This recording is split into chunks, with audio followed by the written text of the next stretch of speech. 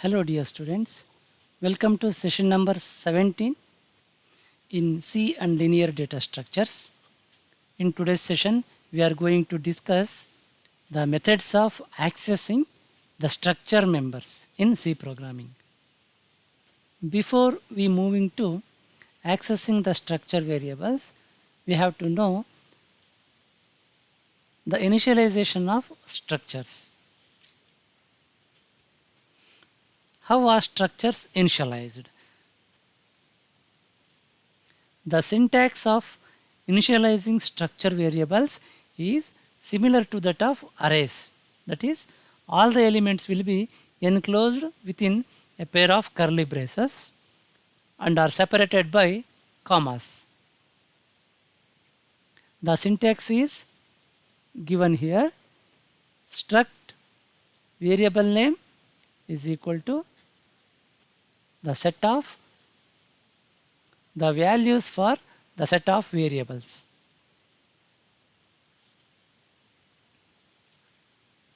Here, struct variable name, it is a derived data type. v1, v2 up to vn are all the initial values. These values are called initializers. They should be separated by commas and should be enclosed between curly braces. ಒಂದು example ತಗೊಳ್ಳೋಣ. ಇಲ್ಲಿ ಒಂದು structure define ಮಾಡಿದ್ದೀವಿ, struct employee ಅಂತ ಅದರ ಹೆಸರು. ಅದರೊಳಗಡೆ 3 data members ಇದೆ. Name that is of type character, salary of type integer, ID of type integer. ಈ ಸ್ಟ್ರಕ್ಚರ್ನ ವೇರಿಯಬಲನ್ನು ಇಲ್ಲೇ ಡಿಕ್ಲೇರ್ ಮಾಡ್ಬೋದು ನಾವು, ಹಾಗೆ ಇನಿಷಿಯಲೈಸು ಮಾಡ್ಬೋದು. ಎ ಅನ್ನೋದು ಈ structure variable is equal to ಅದರಲ್ಲಿ 3 ವ್ಯಾಲ್ಯೂಸ್ ತಗೊಳುತ್ತೆ. ಇದು ಆ 3 ವ್ಯಾಲ್ಯೂಸ್ನಲ್ಲಿ ಇನಿಷಿಯಲೈಸ್ ಮಾಡ್ತಾ ಇದ್ದೀವಿ. ನೇಮ್ ಅಂತ ಇದೆ, ಅರ್ಜುನ್ ಅದೊಂದು ಸ್ಟ್ರಿಂಗ್, ಸ್ಯಾಲ್ರಿಗೆ 50,000 ಅಂತ ಇನಿಷಿಯಲೈಸ್ ಮಾಡಿದ್ದೀವಿ. IDಗೆ BC 1234 ಅಂತ ನಂಬರ್ನ ಇನಿಷಿಯಲೈಸ್ ಮಾಡಿದ್ದೀವಿ. ಹೀಗೆ ಇನಿಷಿಯಲೈಸ್ ಮಾಡಿದಾಗ ಫಸ್ಟ್ ವ್ಯಾಲ್ಯೂ ಏನಿದೆ ಅದು ಫಸ್ಟ್ ಮೆಂಬರ್ಗೆ ಅಸೈನ್ ಆಗುತ್ತೆ. ಸೆಕೆಂಡ್ ವ್ಯಾಲ್ಯೂ ಸೆಕೆಂಡ್ ಮೆಂಬರ್ಗೆ ಇನಿಷಿಯಲೈಸ್ ಆಗುತ್ತೆ. ಥರ್ಡ್ ವ್ಯಾಲ್ಯೂ ಥರ್ಡ್ ಮೆಂಬರ್ಗೆ ಅಸೈನ್ ಆಗುತ್ತೆ. ಈ ಥರ ನಾವು ಇನಿಷಿಯಲೈಸ್ ಮಾಡ್ಬೋದು. ಇಲ್ಲದೇ ಇದರ ಮೇನ್ ಪ್ರೋಗ್ರಾಮಲ್ಲಿ ವೇರಿಯಬಲ್ ಡಿಕ್ಲೇರ್ ಮಾಡೋ ಹೊತ್ತಿಗೆ ಅಲ್ಲೂ ಕೂಡ ಸ್ಟ್ರಕ್ಚರ್ ವೇರಿಯಬಲನ್ನು ಡಿಕ್ಲೇರ್ ಮಾಡ್ಬೋದು, ಅಲ್ಲೂ ಇನಿಷಿಯಲೈಸ್ ಮಾಡ್ಬೋದು. ಹೀಗೆ ಸ್ಟ್ರಕ್ಟ್ ಎಂಪ್ಲಾಯಿ ಇದು user define data type. A is equal to A ಅನ್ನೋದು ಈಗ ಈ ಸ್ಟ್ರಕ್ಚರ್ನ ವೇರಿಯಬಲ್, ಇದಿಷ್ಟು ಸ್ಟ್ರಕ್ಚರ್ನ variable is equal to values initialise ಆಗುತ್ತೆ. ನೇಮ್ಗೆ ಅರ್ಜುನ್ ಇನಿಷಿಯಲೈಸ್ ಆಗುತ್ತೆ, ಸ್ಯಾಲ್ರಿಗೆ 50,000, IDಗೆ BC 1234 ಈ ವ್ಯಾಲ್ಯೂಸು ಅಸೈನ್ ಆಗುತ್ತೆ. ಸ್ಟ್ರಕ್ಚರಲ್ಲಿ ನಾವು ಸ್ಟ್ರಕ್ಚರ್ ಡಿಫೈನ್ ಮಾಡೋವಾಗ ಆ ಡೆಫಿನೇಷನ್ ಒಳಗಡೆ ಇನಿಷಿಯಲೈಸ್ ಮಾಡೋ ಹಾಗಿಲ್ಲ. ಎಕ್ಸಾಂಪಲ್ ಇಲ್ಲಿ ನೇಮ್ ಇದೆ, ಇಲ್ಲೇ ನಾವು ಆ ನೇಮ್ಗೆ ವ್ಯಾಲ್ಯೂನ ಇನಿಷಿಯಲೈಸ್ ಮಾಡೋ ಹಾಗಿಲ್ಲ, ಸ್ಯಾಲ್ರಿಗೆ ಅದ್ರ ವ್ಯಾಲ್ಯೂ. ಈ ಥರ ಇಂಡಿವಿಜುವಲ್ ಆಗಿ ಈ ಸ್ಟ್ರಕ್ಚರ್ ಮೆಂಬರ್ಸ್ ಏನಿದೆ ಡಿಫೈನ್ ಮಾಡೋವಾಗಲೇ ನಾವು ವ್ಯಾಲ್ಯೂನ ಇನಿಷಿಯಲೈಸ್ ಮಾಡಬಾರ್ದು. ಅದರ ವೇರಿಯಬಲ್ಸನ್ನು ಡಿಕ್ಲೇರ್ ಮಾಡಿಕೊಂಡು ಅದರೊಳಗಡೆ ವ್ಯಾಲ್ಯೂಸನ್ನು ಇನಿಷಿಯಲೈಸ್ ಮಾಡ್ತೀವಿ. ಇದು invalid initialisation. We know that variables can be accessed and manipulated using expressions and operators.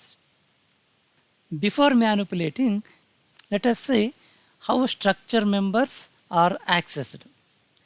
The members of a structure are separate entities and so should be processed individually.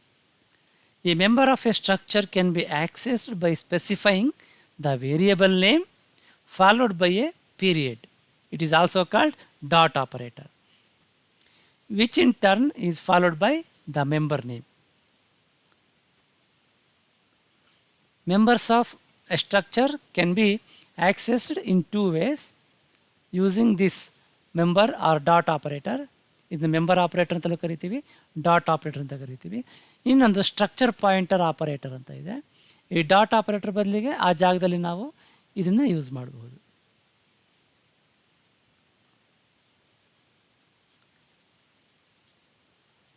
This is the syntax to access a member variable. Struct variable dot member name. ಇದು dot operator ಅಂತ. ಇದು ತುಂಬ important. ಮೊದಲಿಗೆ ಆ structure ವೇರಿಯೇಬಲನ್ನು ಹೆಸರನ್ನು ಬರೆದು dot ಹಾಕಿ ಆ ಸ್ಟ್ರಕ್ಚರ್ನ ಯಾವ ಮೆಂಬರನ್ನು ಆಕ್ಸೆಸ್ ಮಾಡಬೇಕಾಗಿದೆ ಅದರ ಹೆಸರನ್ನು ಕೊಟ್ಟು ಸೆಮಿಕಲನ್ ಹಾಕಿದ್ರೆ ಆಯಿತು.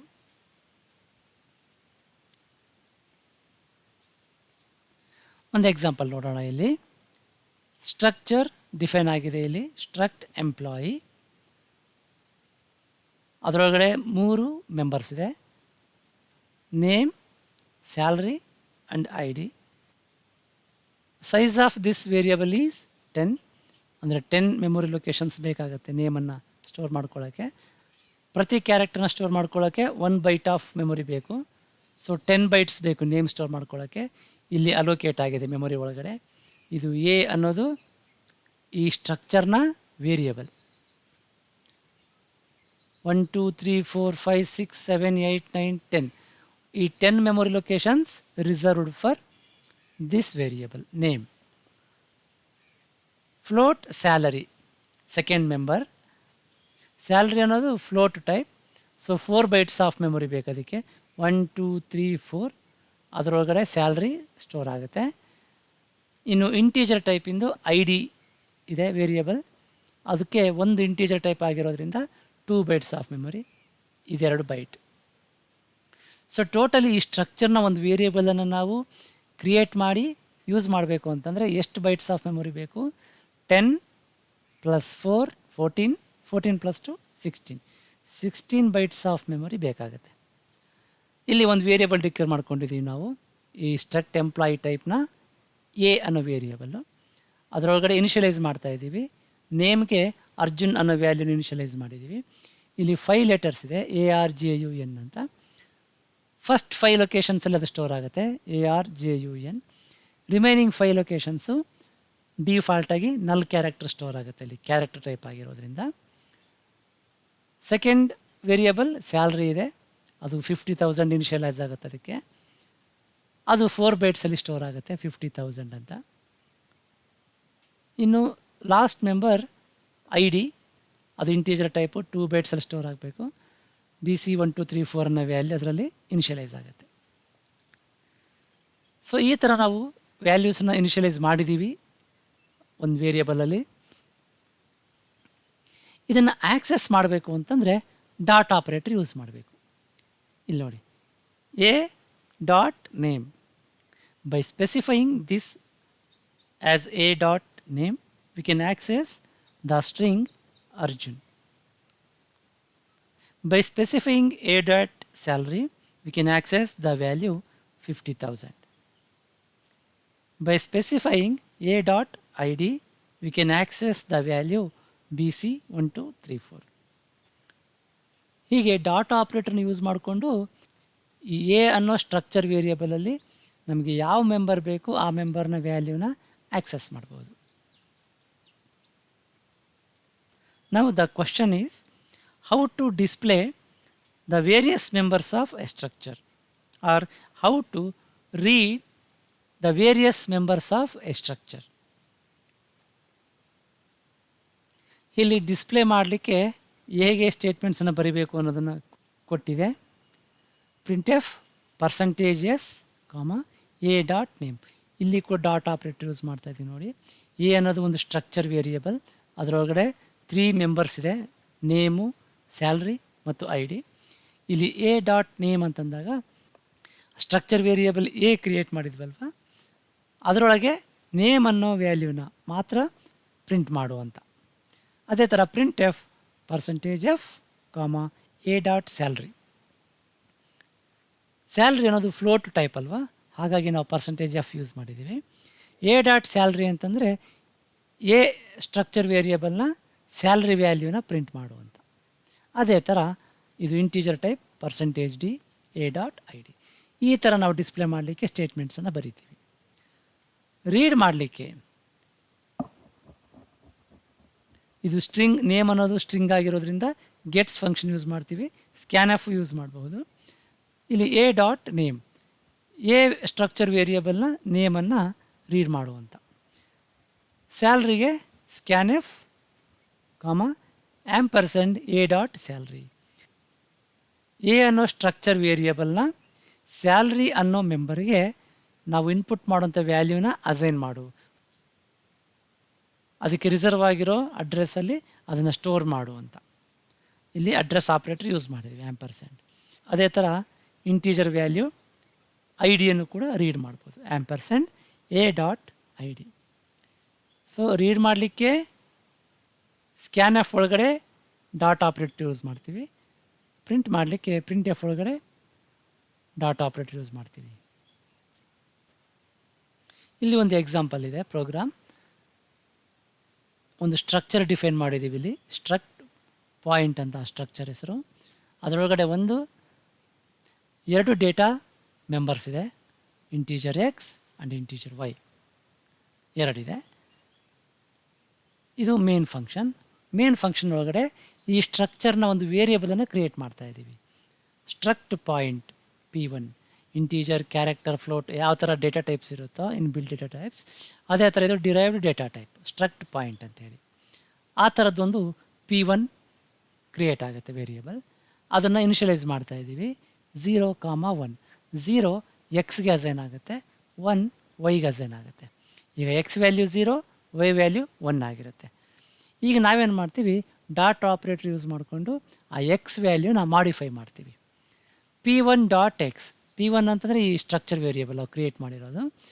P1 ಡಾಟ್ ಎಕ್ಸ್, ಆ ಎಕ್ಸ್ನ ವ್ಯಾಲ್ಯೂ 0 ಅಸೈನ್ ಮಾಡಿದ್ವಲ್ವಾ, ಅದನ್ನು ಮಾಡಿಫೈ ಮಾಡ್ತೀವಿ. ಏನು, P1 dot X is equal to 20, ಎಕ್ಸ್ಗೆ 20ನ ಅಸೈನ್ ಮಾಡ್ತೀವಿ, ಓವರ್ ರೇಟ್ ಆಗುತ್ತೆ. ಈಗ ಪ್ರಿಂಟ್ ಮಾಡಿ ನೋಡ್ತೀವಿ, X is equal to %d, Y is equal to %d. X ಮತ್ತು ವೈ ಎರಡು ವ್ಯಾಲ್ಯೂನ ಪ್ರಿಂಟ್ ಮಾಡಿ ನೋಡ್ತೀವಿ. ಹೇಗೆ ಪ್ರಿಂಟ್ ಮಾಡಬೇಕು, P1 ಡಾಟ್ ಎಕ್ಸ್ ಆ್ಯಕ್ಸೆಸ್ ಮಾಡಬೇಕು ಅಂತಂದರೆ, ಅದೇ ಥರ ವೈ ವ್ಯಾಲ್ಯೂ ಆ್ಯಕ್ಸೆಸ್ ಮಾಡಬೇಕಂದ್ರೆ P1 ಡಾಟ್ ವೈ ರಿಟರ್ನ್. ಈಗ ಔಟ್ಪುಟ್ ಹೇಗೆ ಬರುತ್ತೆ ಅಂತಂದರೆ ಎಕ್ಸ್ ಈಸ್ ಈಕ್ವಲ್ ಟು 20, ಇಲ್ಲಿ ಮಾಡಿಫೈ ಮಾಡಿರ್ತೀವಿ ಎಕ್ಸ್ ವ್ಯಾಲ್ಯೂನ, ಸೊ 20 ಅಪ್ಡೇಟ್ ಆಗಿರುತ್ತೆ. ವೈ ವ್ಯಾಲ್ಯೂ 1 ಪ್ರಿಂಟ್ ಆಗುತ್ತೆ, ಇನಿಷಿಯಲೈಸ್ ಆಗಿದ್ದ ವ್ಯಾಲ್ಯೂ ಚೇಂಜ್ ಆಗಿರಲ್ಲ, ಪ್ರಿಂಟ್ ಆಗುತ್ತೆ. ಈ ಥರ ಡಾಟ್ ಆಪ್ರೇಟರ್ ಯೂಸ್ ಮಾಡಿಕೊಂಡು ನಾವು ಸ್ಟ್ರಕ್ಚರ್ನ ಮೆಂಬರ್ಸನ್ನು ಆ್ಯಕ್ಸೆಸ್ ಮಾಡಬಹುದು. ನೆಕ್ಸ್ಟ್ ಸೆಷನ್ನಲ್ಲಿ ಸ್ಟ್ರಕ್ಚರ್ ವಿತಿನ್ ಸ್ಟ್ರಕ್ಚರ್, ಅಂದರೆ ಸ್ಟ್ರಕ್ಚರ್ ಒಳಗಡೆ ಮತ್ತೊಂದು ಸ್ಟ್ರಕ್ಚರನ್ನು ಹೇಗೆ ಡಿಫೈನ್ ಮಾಡಬಹುದು, ನೆಸ್ಟೆಡ್ ಸ್ಟ್ರಕ್ಚರ್ ಅಂತ ಕರಿತೀವಿ, ಅದ್ರ ಬಗ್ಗೆ ಡಿಸ್ಕಸ್ ಮಾಡೋಣ. Thank you.